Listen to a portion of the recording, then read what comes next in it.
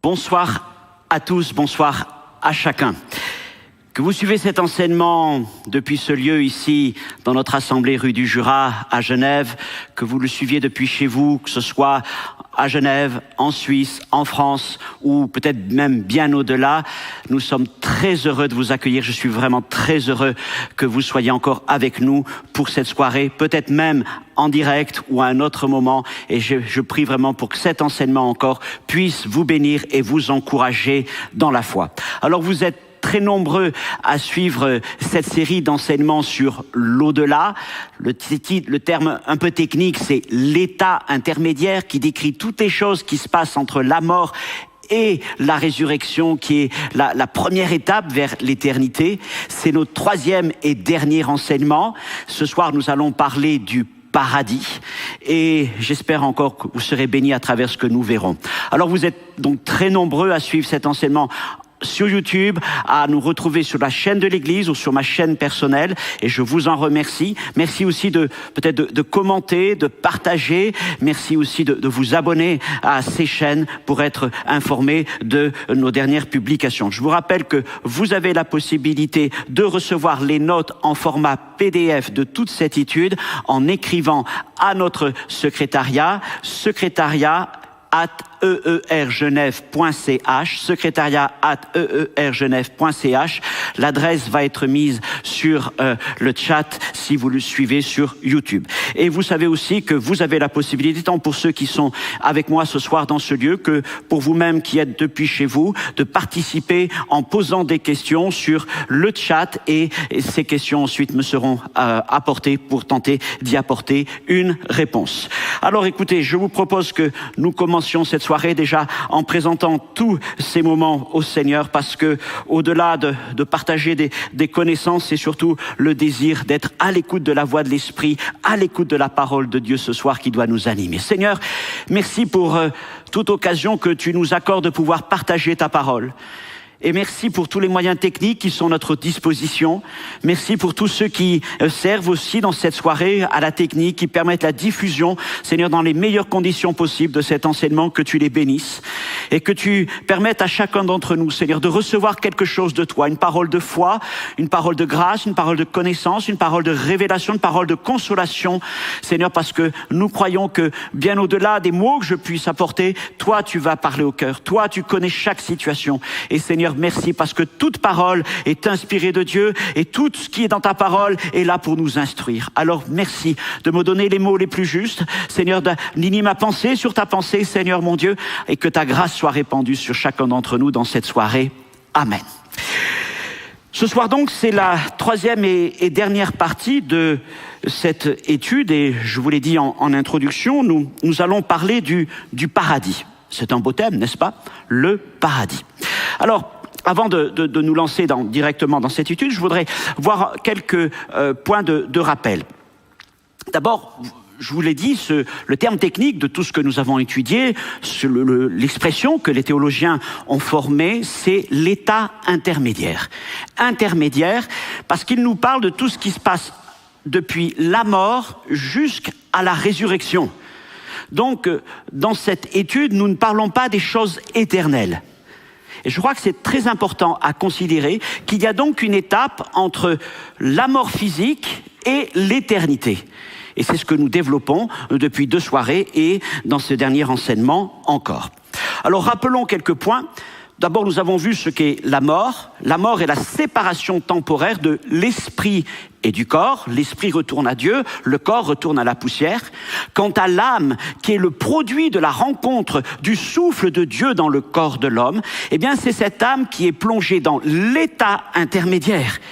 Et sa destinée dans cet état intermédiaire dépend de la réponse de cette personne, de son vivant, à l'évangile, à la parole du Seigneur. Donc, je l'ai dit, il ne faut pas confondre état intermédiaire et état éternel. Et ce soir, nous parlons encore du paradis, entre guillemets, intermédiaire. Nous ne parlerons pas du paradis éternel. Et c'est encore très important à considérer.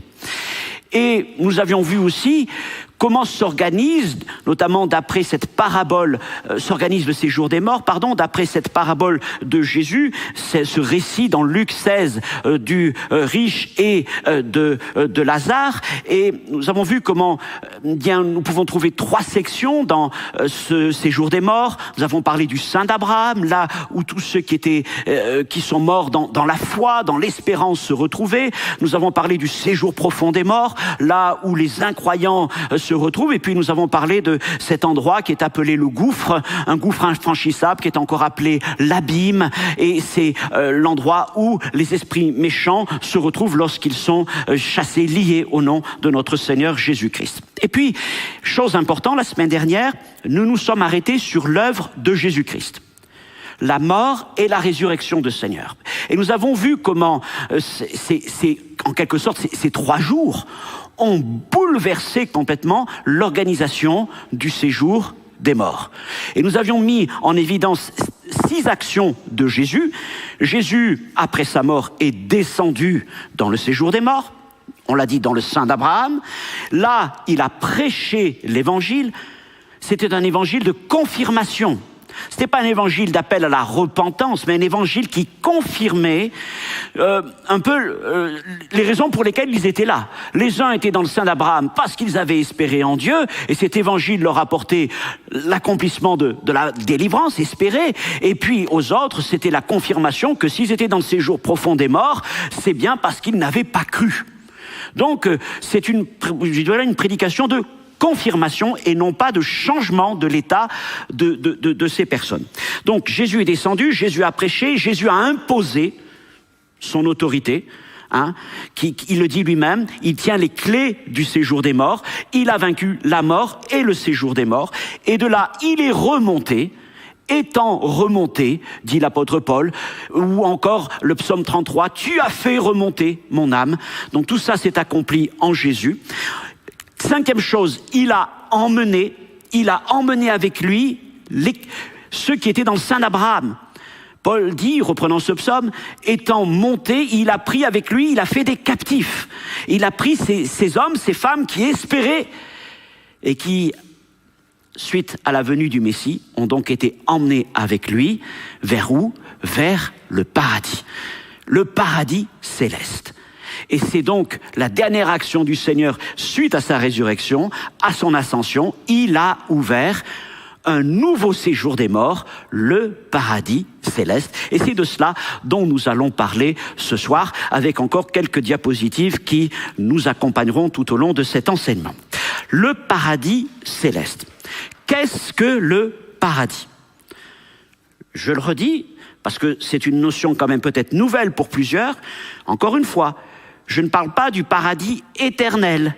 Je parle de ce qu'on appelle le paradis intermédiaire, le lieu d'attente des morts dans la foi en Jésus-Christ, jusqu'à la résurrection du Seigneur, jusqu'au retour du Seigneur. D'accord ? Il faut bien que ça soit dans nos pensées, parce que je parlerai un peu de l'éternité, j'en viendrai au dernier point, mais je me concentre toujours sur l'état intermédiaire. Alors, quand on parle du paradis, c'est comme quand on parle du séjour des morts, de l'enfer, il faut se débarrasser des clichés, je dirais presque des images d'Épinal. C'est-à-dire que souvent nous représentons, vous le savez, bien que je suis convaincu que ce n'est pas votre cas, mais les images sont là, le paradis, oui, alors même, vous voyez cette image qui est là, dans notre titre, évoque des nuages, des petits angelots avec toutes sortes de choses, ou des vieillards avec une longue barbe blanche et des robes blanches, enfin, ou alors des portails dorés. Ça, c'est l'image qu'on se fait du paradis. Évidemment, tout ça, il faut s'en débarrasser, et nous en tenir à ce que la Bible dit, sans chercher à aller plus loin. Paul dit ne pas aller au-delà de ce qui est écrit, particulièrement dans ce genre de questions. Le paradis. Affirmons-le tout de suite, le paradis est le lieu que Dieu avait en réserve pour les saints, pour tous ceux qui ont cru dans l'Évangile. Le mot paradis signifie jardin clos, un jardin fermé. Il revient 3 fois dans le Nouveau Testament. C'est pas beaucoup, 3 fois. Et l'essence, dans chacun des textes, varie. Parce que les hommes ne mettent pas forcément la même idée dans ce mot paradis. Il recouvre beaucoup de choses. Évidemment, quand on pense au paradis, le premier peut-être verset qui viendra à notre esprit, c'est celui du brigand. À qui Jésus dit, Luc 23, 43, « Je te le dis en vérité aujourd'hui, tu seras avec moi dans le paradis. » Et alors la question est là tout de suite, mais alors est-ce que ce brigand, comment le Seigneur peut-il lui dire qu'il sera avec lui aujourd'hui dans le paradis, si à côté vous dites que le Seigneur va aller dans le séjour des morts? Ça paraît incohérent. Alors ce qu'il faut comprendre, c'est que les Juifs appelaient aussi le sein d'Abraham le paradis. Donc là, quand Jésus répond à ce brigand, qui est certainement d'origine juive, quand il lui parle du paradis, il lui dit deux choses. Il lui dit d'abord quelque chose qu'il va comprendre, c'est que tu seras avec moi aujourd'hui dans le sein d'Abraham. Ça, c'est ce que cet homme devait comprendre.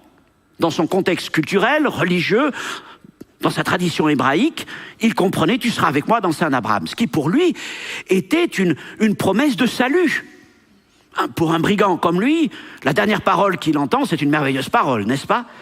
Alors évidemment, pour nous, quand disciples de Jésus-Christ, chrétiens, quand on entend parler de paradis, ça nous renvoie non pas à des choses sous terre, mais à des choses élevées. Et il y a là aussi certainement la promesse du Seigneur que, au-delà de ce séjour temporaire dans le sein d'Abraham, bientôt viendrait quelque chose d'autre, mais cet homme ne pouvait pas le savoir parce que ce n'était pas encore révélé, ce n'était pas encore ouvert, ça ne le sera qu'avec la résurrection et l'ascension de Jésus, c'est-à-dire le paradis céleste. Un autre texte, 2 Corinthiens chapitre 12 versets 3 à 4, et c'est un passage un peu énigmatique, où Paul nous parle c'est même pas une vision, c'est un transport céleste qu'il a vécu. Quelque chose, c'est pas dire s'il l'a vécu en étant dans son corps, hors de son corps. Vous connaissez certainement le passage, sinon reprenez-le, c'est assez intéressant. Mais il dit, je sais que cet homme, et il parle de lui-même, fut enlevé dans le paradis. Et je vais y revenir plus en détail dans quelques instants, donc on retient ce verset. Et puis, un autre verset, le dernier, dans Apocalypse chapitre 2, verset 7. C'est une promesse du Seigneur qu'il adresse là à l'église d'Éphèse, aux vainqueurs de l'église d'Éphèse, mais bien sûr à tous les vainqueurs en Jésus-Christ. À celui qui vaincra, je donnerai à manger de l'arbre de vie qui est dans le paradis de Dieu. Et l'image nous renvoie bien sûr au commencement, à la Genèse, au livre qui nous révèle donc ce jardin de l'Éden avec cet arbre de vie, et on retrouve ces éléments là-haut aussi dans le ciel auprès du Seigneur. Alors le paradis, c'est donc le lieu que Dieu avait en réserve pour les saints morts dans la foi. Et c'est le lieu où sont transférées les âmes des justes à leur mort depuis la résurrection de Jésus. Ils ne descendent plus dans le sein d'Abraham, mais ils vont dans le paradis céleste, là où Jésus nous a précédés. Mais là aussi où nous ont précédés, ceux qui étaient morts dans l'espérance avant la venue de Jésus, c'est-à-dire tous les saints de l'Ancien Testament qui sont remontés avec lui lors de sa résurrection. Le paradis, c'est en quelque sorte ce que Dieu avait en vue de meilleur pour nous. Et ça, c'est une expression de l'Épître aux Hébreux. Vous pourrez la retrouver dans votre Bible, Hébreux 11, 40. L'idée, c'est que les saints de l'Ancien Testament ne pouvaient pas parvenir sans nous à la perfection. Ils ne pouvaient pas rentrer sans nous dans le paradis céleste. Ils étaient donc dans un lieu de repos, mais qui n'était pas encore ce jardin, parce qu'ils ne pouvaient pas y arriver avant Christ et avant les saints de la Nouvelle Alliance. Alors, Paul associe le paradis au ciel. Je reviens sur les versets que je rappelais, 2 Corinthiens 12, versets 2 à 4, où il dit « Je connais un homme en Christ qui fut, il y a 14 ans, ravi jusqu'au 3e ciel. Et je sais que cet homme fut enlevé dans le paradis. » Alors déjà, c'est une bonne chose. On apprend donc que le paradis n'est plus sous terre, c'est bien confirmé par Paul, mais il se situe dans les lieux élevés. Le 3e ciel. Il y a donc 3 cieux. Le premier, c'est celui qui nous environne, notre atmosphère. Le 2e ciel, immense et vaste et infini, l'espace. Avec toutes ces étoiles, ces galaxies, etc. Et le 3e ciel, c'est le lieu de la présence de Dieu, de cette glorieuse création spirituel, céleste, là où les anges sont présents, là, voilà, et les créatures célestes, c'est ce troisième ciel. Et donc c'est dans cet endroit que Paul fut enlevé, nous dit-il. On aurait bien aimé le suivre, hein, n'est-ce pas? Et il associe dans ce passage le troisième ciel avec le paradis. Il nous dit que ce troisième ciel, c'est le paradis, donc là où est notre Seigneur. Donc le paradis, le nouveau séjour des morts en Christ, dans lequel ils se retrouvent dans l'attente de la résurrection et de la rédemption de leur corps. Et je vous l'ai dit, ce n'est pas le lieu de résidence éternelle. J'y reviendrai tout à la fin. Deuxième chose, parlons des conditions d'existence des saints dans le paradis. Alors là, c'est une question qui n'est pas facile à trancher. Et je sais que les avis divergent, et donc j'accepte vraiment les différentes sensibilités par rapport à la situation, la condition d'existence des saints dans le paradis à l'heure actuelle. Alors certains textes évoquent un repos, dans lequel les justes se tiennent dans l'attente donc de la résurrection. Par exemple, Apocalypse, chapitre 6, verset 10, il est dit « Une robe blanche fut donnée à chacun d'eux, et il leur fut dit de se tenir en repos, encore quelque temps. » Ils sont en repos. D'autres estiment que non, les hommes peuvent, enfin les saints qui sont là-haut, les esprits, les âmes des saints sont dans une condition éveillée, etc. Peuvent ressentir les choses, exprimer les choses. Enfin, ce que je veux dire, ça m'amène directement au point suivant, et c'est pour ça que je reste très prudent à ne pas argumenter les choses de manière absolument figée en disant c'est de la doctrine, parce qu'on ne sommes pas dans de la doctrine. Mais pour moi, un verset qui est important, c'est ce que Paul écrit encore au sujet de cette expérience qu'il a vécue, parlant de l'environnement du paradis, 2 Corinthiens 12, 4, il dit il entendit des paroles ineffables qui n'est pas permis à un homme d'exprimer. Des paroles ineffables, c'est-à-dire qu'il a entendu des choses qui dépassent notre langage, des choses qui sont tellement merveilleuses qu'on ne saurait les décrire, et il dit même, il ne m'est pas permis de les exprimer. Elles sont comme scellées. Et je le dis souvent, si les hommes étaient capables, par notre vocabulaire, de décrire le ciel, le troisième ciel, alors je crois que le troisième ciel ne serait pas aussi beau que ce qu'il est. Parce que je suis convaincu qu'il n'y a aucun adjectif, aucun verbe qui nous permet d'exprimer véritablement la gloire qu'il y a dans le ciel, le troisième ciel auprès du Seigneur. En tout cas, ce qui est certain, alors je ne sais pas si c'est suite à cette expérience qu'il a vécue, je ne pourrais pas l'argumenter chronologiquement, mais dans Philippiens 1, 23, il écrit encore « Je suis pressé des deux côtés, j'ai le désir de m'en aller, d'être avec Christ, ce qui est de beaucoup le meilleur. » Donc, je crois que ayant goûté à ces choses, ayant vu ces choses, même si ça a été l'espace d'un instant, rien ne peut se comparer à l'intensité certainement de la gloire, de l'amour, de la présence de Dieu qu'il y a dans ce troisième ciel. Et du coup, pour Paul, le meilleur, c'est d'être auprès de Christ. Mais il dit, pour l'instant, ce qui est utile, c'est que je reste avec vous, avec l'Église, avec les frères et sœurs dans ma mission. Et puis quand viendra le temps, viendra le temps. Mais ce qu'on voit, c'est que il y a une attente résolue des apôtres qui tranchent avec les déclarations hésitantes, parfois même troublées des saints de l'Ancien Testament. Je rappelle, on a vu certains psaumes où ceux qui considèrent la mort disent oui, mais dans le séjour des morts, on ne te loue pas, il y a ceci, il y a cela. Donc il n'y avait pas une grande perspective pour les saints de l'Ancien Testament à aller dans le séjour des morts, mais au contraire l'attente d'une délivrance. Le Messie qui viendrait les délivrer. Par contre, on le voit avec les apôtres, il y a une grande joie. Une grande joie à aller retrouver le Seigneur. Donc on voit ce contraste entre l'espérance des saints de l'Ancien Testament et puis l'attente ferme et résolue des apôtres et des saints du Nouveau Testament. Et je pense que c'est lié aussi aux différences qu'il y a entre le paradis céleste et le sein d'Abraham. Tout d'abord, Christ a vaincu la mort. Il est auprès de Dieu. Il nous dit que là où il nous prépare une demeure.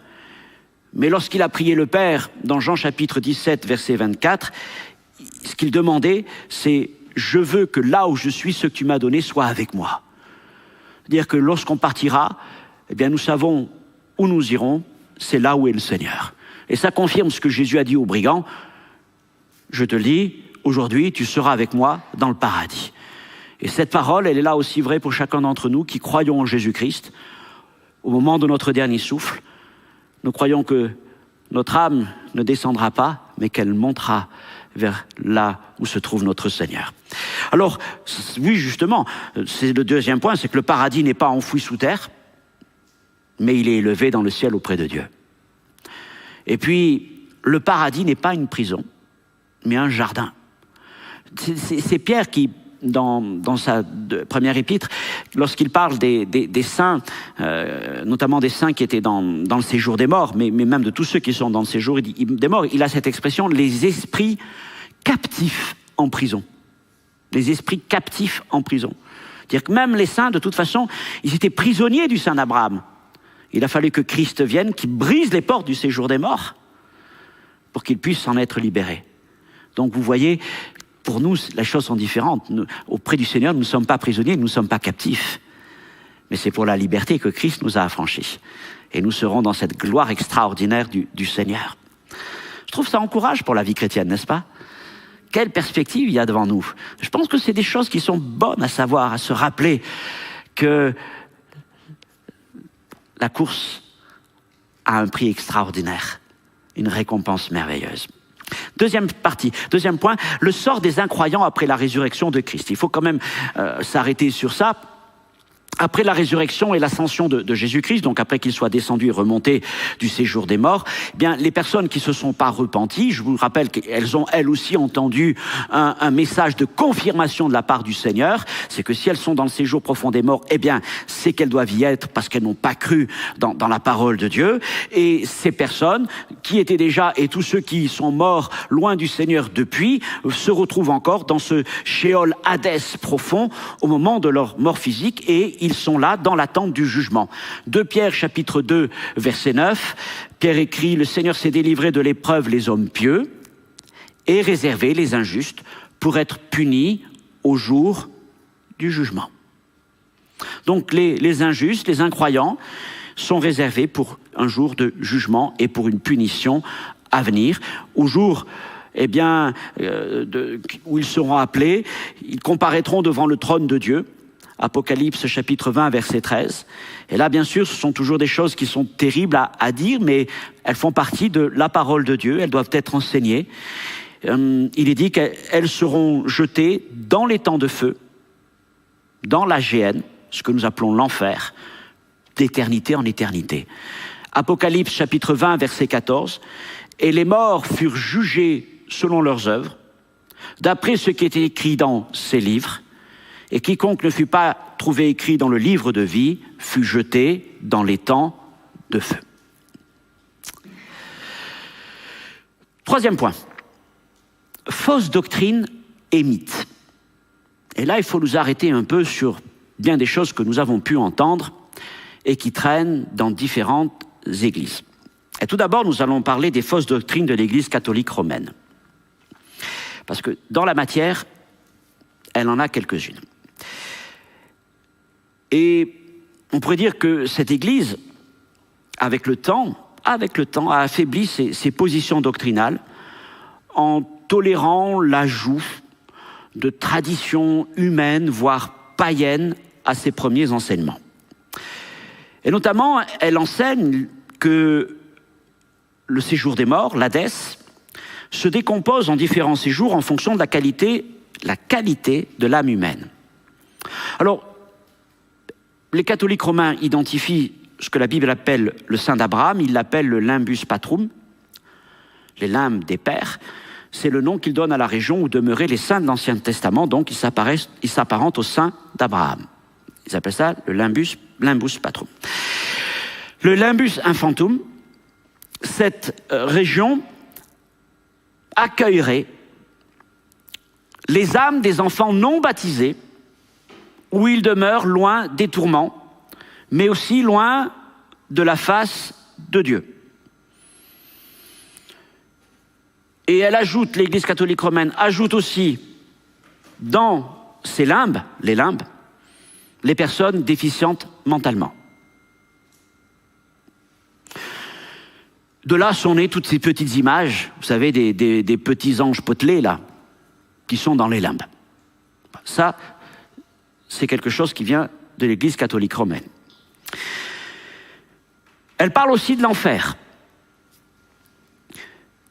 Tous les adultes non baptisés et tous ceux qui, au cours de la vie, alors bien sûr non baptisés selon le rite catholique romain, et tous ceux qui, au cours de leur vie, ont déchu de la grâce du baptême sans être réconciliés avec l'Église romaine, dès leur mort, ils vont immédiatement dans la géhenne éternelle, sans passer par un état intermédiaire. Tous ceux qui ne sont pas donc en règle avec l'Église romaine, directement en enfer. Il existe aussi dans leur théologie un paradis. Tous les chrétiens ayant atteint un degré de perfectionnement suffisant vont directement au paradis éternel. Mais cette théorie, je dis théorie, repose sur l'idée que c'est la qualité de la sanctification et des œuvres qui assurent à une personne sa place au paradis. C'est donc bien mal avoir compris l'œuvre expiatoire de Jésus-Christ. Ce n'est pas par le sang de Jésus que quelqu'un accède au paradis, mais par la qualité de ses œuvres et, entre guillemets, la sainteté de son âme. Alors, vous le savez, entre enfer et paradis, eh bien, ils ont dû caser quelque chose. Et ce quelque chose s'appelle le purgatoire. Et l'Église catholique romaine estime que la grande majorité de ses croyants, de tous ceux qui sont baptisés et qui sont demeurés dans la communion de l'Église romaine, malgré tout demeurent partiellement sanctifiés au moment de la mort. Et donc restent en l'état indigne du paradis. Ils ne sont pas suffisamment saints pour aller directement au paradis. Mais comme ils sont morts dans la communion avec l'Église romaine, dans un lieu appelé le purgatoire, ils subiront un temps de punition afin d'expier eux-mêmes leurs péchés. Et ce n'est qu'au bout de ce processus d'élimination de leurs imperfections par le feu purificateur qu'ils pourront ensuite entrer dans le ciel. La durée du séjour dans le purgatoire ne peut pas être déterminée par avance. De même, l'intensité de la souffrance varie en fonction du degré de purification nécessaire. Cependant, il est possible d'accélérer le processus par des prières et par des messes tenues par des vivants sur terre. Et il m'est un jour arrivé, ayant visité une cathédrale romaine, de trouver, c'était là, le prospectus avec les différentes messes et prières, etc., avec le tarif, donc pour accélérer ces choses-là. Selon leur tradition, le pape a juridiction sur le purgatoire en tant que successeur de Pierre. Donc il a des droits particuliers pour accorder des indulgences, pour alléger les souffrances ou pour les lever. Je n'appelle pas ce purgatoire une doctrine mais une théorie, et encore, c'est un bien grand mot. Mais pour nous, cette idée est complètement non biblique.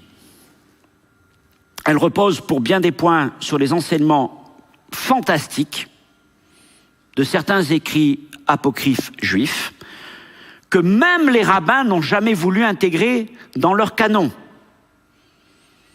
et que la Réforme a rejeté comme non canonique. C'est-à-dire que si vous prenez une Bible catholique romaine, vous trouverez ce passage, mais vous ne le trouverez ni dans le Tanakh, l'Ancien Testament des Juifs, ni dans les Bibles protestantes ou évangéliques, puisque c'est dans le 2e livre des Maccabées. Peut-être que vous avez déjà rencontré ce livre, si vous avez lu des Bibles catholiques entre les mains. 2e livre des Maccabées, chapitre 12, versets 38 à 45, qu'il est question de prier pour des morts. C'est dans ce passage. Mais vous ne le trouverez pas dans nos Bibles, ni dans les Bibles hébraïques. Alors, plus grave encore, la doctrine du purgatoire repose sur des fondements qui méprisent l'efficacité du sang de Christ. Or, nous croyons que seul le sang de Christ est efficace pour purifier le pécheur repentant de ses péchés et pour nous sanctifier. Mais il n'y a pas un feu. Ce n'est pas par le feu purificateur que nous sommes purifiés de nos péchés, mais c'est par le sang de Christ. Donc par l'œuvre de la croix. Je voudrais aussi parler un instant de l'Église adventiste, et j'associe pour ce point-là, en tout cas sur ce point de doctrine, les témoins de Jéhovah, qui, en tout cas certainement pour les adventistes, rejettent l'existence d'un état intermédiaire entre la mort et la résurrection. Ce qui est clair pour ces deux églises ou sectes, comme vous voulez, c'est qu'ils croient dans ce qu'on appelle l'anéantissement, notamment pour les pécheurs.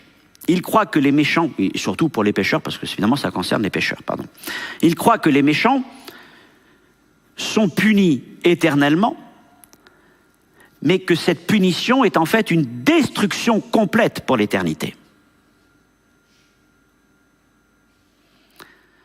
C'est-à-dire qu'il n'y a pas de résurrection, il y a une destruction complète pour l'éternité. Et pour eux, il n'y a même pas d'enfer, de géhenne, tel que nous le concevons, parce que ça leur paraît incompatible avec le concept de l'amour de Dieu. Donc les adventistes croient que la force destructrice de la géhenne s'accomplit une fois pour toutes et les hommes, enfin les incroyants, sont détruits pour l'éternité. Bon, voilà pour leur position. Alors, ça me permet maintenant d'arriver sur un dernier point, et je veux ouvrir, mais nous aurons le temps d'y revenir plus en détail dans d'autres séries. Je voudrais parler un moment de l'éternité. Un mot sur l'état éternel.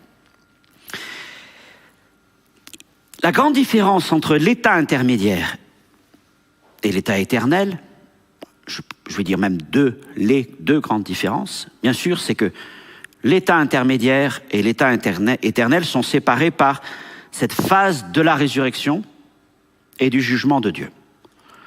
La résurrection des hommes et le jugement de Dieu font passer les uns, les justes comme les injustes, de l'état intermédiaire à l'état éternel.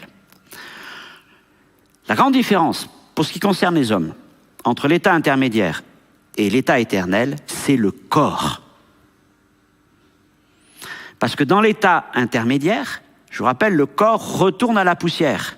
Et c'est l'âme qui est plongée dans l'état intermédiaire. Mais l'état éternel débute après la résurrection. Et je vous rappelle que tout homme ressuscite, incroyant comme croyant. La première résurrection concerne les croyants, mais il y a une résurrection des incroyants. Et dans la Bible, la résurrection est toujours corporelle. Nous ressusciterons avec un corps glorieux, plein de force, incorruptible, immortel. Mais les injustes, au jour de leur résurrection, ressusciteront aussi avec leur corps. Et les uns et les autres, justes et injustes, rentreront donc dans l'éternité avec un corps.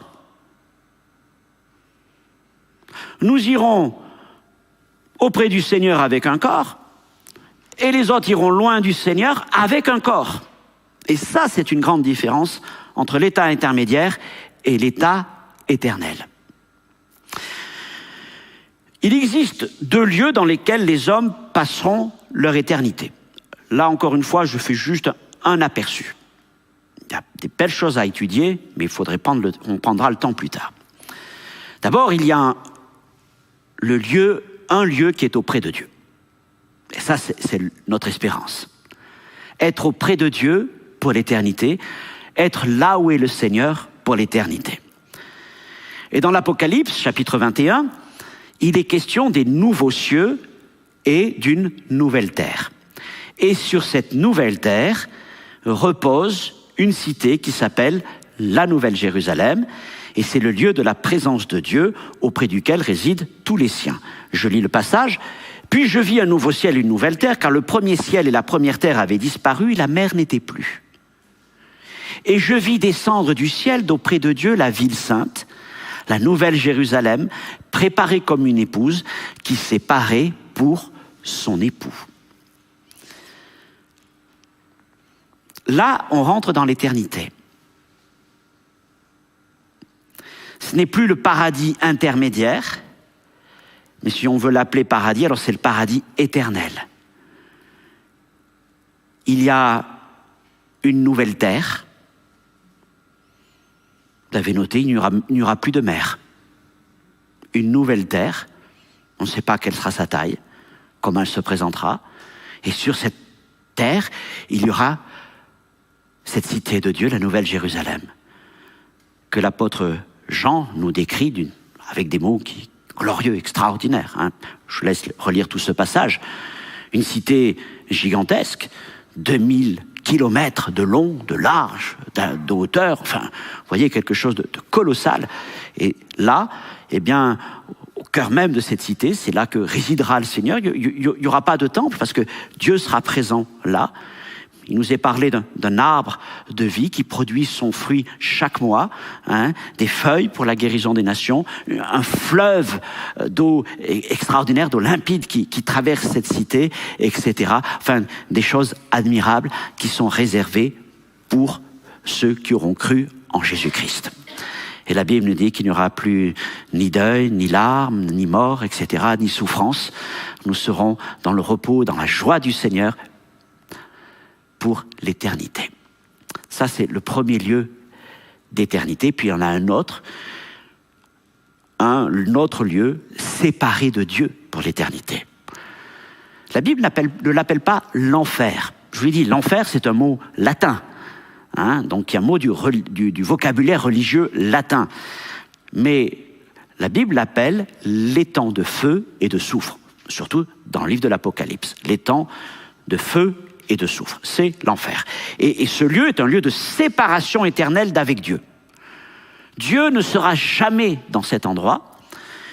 Et il est question alors de tourment, de souffrance, donc de souffrance éternelle. Si on doit décrire l'enfer, je dirais que c'est un lieu sans vie. Il y aura des hommes et des femmes ressuscités, mais sans vie. Sans vie, parce que la vie vient de Dieu.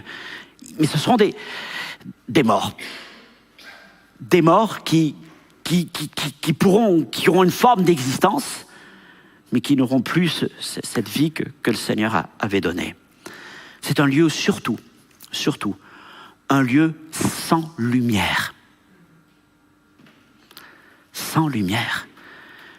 Parce que la lumière vient de Dieu. Vous connaissez, dans le livre de l'Exode, l'une des plaies qui a frappé l'Égypte fut les ténèbres.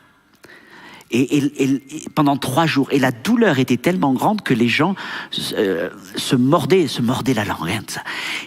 Un lieu de ténèbres. Et un lieu sans espoir. Sans espoir. Voilà ce qu'est l'enfer. Je rajoute ce point, ils seront présents au même degré, les incroyants, les démons et Satan, plus le faux prophète et la bête. Donc, n'ayez pas cette image, repoussez cette image d'un Satan qui est en train de faire chauffer la marmite. Parce que Satan sera, pardonnez-moi, dans la marmite. C'est le lieu de son châtiment aussi. Il sera là, lui aussi, dans la même souffrance, dans la même séparation éternelle de celui qui est la vie, sans espoir de pouvoir en sortir. Apocalypse 21, verset 8. « Mais pour les lâches, les incrédules, les abominables, les meurtriers, les impudiques, les enchanteurs, les idolâtres et tous les menteurs, leur part sera dans les temps de feu et de soufre, ce qui est la seconde mort. » Une mort, finalement, qui dure et qui dure pour l'éternité.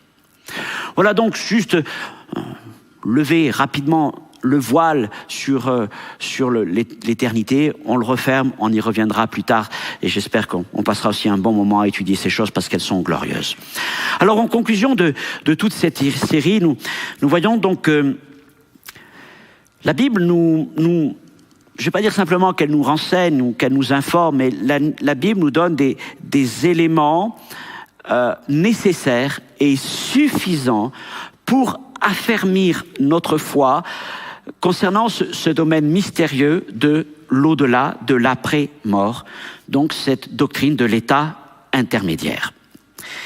Et en nous donnant ces éléments de connaissance, elle nous éloigne des fables et des fausses doctrines.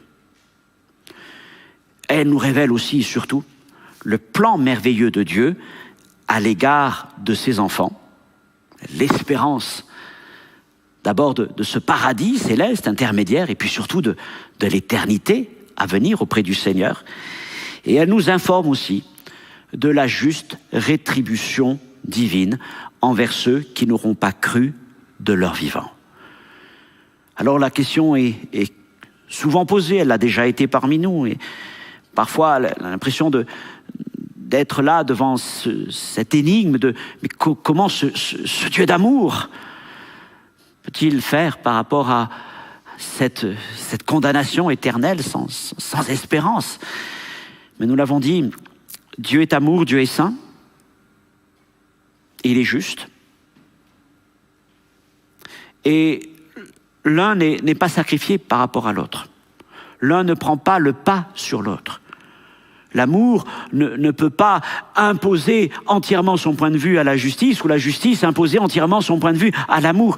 Dieu n'est pas comme cela. Il ne transige pas ni sur l'amour, ni sur la justice. Dieu est amour, Dieu est juste, et les deux, d'une manière extraordinaire, se retrouvent dans l'évangile de Jésus-Christ et dans la croix de notre Seigneur. La croix est la démonstration de l'amour de Dieu pour chacun d'entre nous, mais aussi le lieu où la justice de Dieu s'est manifestée pour notre salut. Et l'amour plus justice égale grâce. Et cette grâce, c'est ce que nous annonçons par le moyen de l'Évangile. Cette grâce qui est uniquement accessible en Jésus-Christ et par ce passage étroit qui s'appelle la croix. Mais la croix est une porte étroite, mais derrière, elle ouvre un champ extraordinaire, une dimension d'infini qui s'appelle le paradis de Dieu, la présence de Dieu. Et je disais, mes amis, le Seigneur n'a pas créé l'enfer pour l'homme. Il n'a pas créé, c'est la parole de Jésus, il n'a pas créé la géhenne pour l'homme, mais pour Satan et pour ses démons. Et Dieu aime l'humanité. Et il aime tellement l'humanité qu'il a donné son Fils unique, Jésus-Christ, afin que quiconque croit en lui ne périsse point, pas simplement périr de cette mort, mais périsse de la mort éternelle. Dieu ne veut la perdition éternelle de personne, mais s'il croit en Jésus, alors il obtient la grâce et la vie éternelle. C'est ce que Dieu a fait pour nous. Et Jésus nous dit, eh bien, j'ai tout accompli. J'ai tout accompli à la croix. J'ai tout accompli dans le séjour des morts. Et là-haut, je vous prépare une place. Et vous y serez ensuite avec moi pour l'éternité. Quelle assurance! Quelle force! Et cette assurance, cette force, cette tranquillité, ce repos de l'âme, de l'esprit, du corps même. Mon ami, le Seigneur le désire pour toi.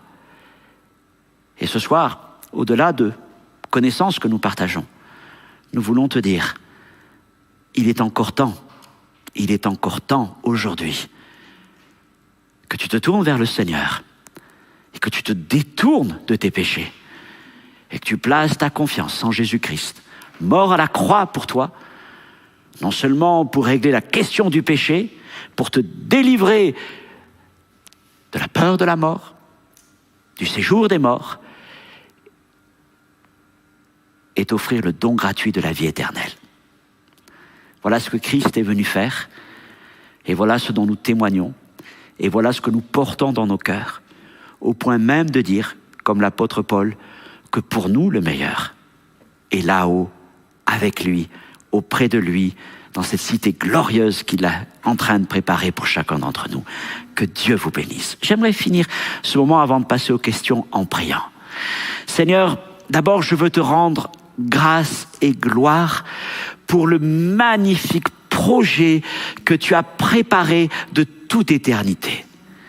Seigneur, lorsque nous prêchons la croix de Jésus-Christ, nous prêchons la repentance, nous prêchons le pardon des péchés, nous prêchons le salut et nous prêchons la promesse de la vie éternelle et la délivrance de la mort. Et Seigneur, nous pouvons dire, comme Paul et comme les prophètes l'écrivaient, « Ô mort, où est ta victoire ?» Et Seigneur, parce que nous croyons en toi, nous avons cette conviction profonde, indestructible, que Seigneur, notre âme ne descendra pas dans le séjour des morts, mais qu'elle ira auprès de toi. Alors merci, parce qu'il y a dans nos cœurs ce repos, cette assurance de la promesse de la vie éternelle. Et je prie pour que ce soir tu puisses parler au cœur de quelqu'un. À travers ce que nous avons partagé, peut-être une parole de consolation, d'encouragement, parole de révélation, mais aussi, pourquoi pas même, une parole de salut. Merci Seigneur. Merci, merci pour le don gratuit de Dieu en Jésus-Christ. Merci pour la vie éternelle. Merci Seigneur pour toutes tes promesses qui bientôt se réaliseront. À toi tout l'honneur et toute la gloire Seigneur. Amen.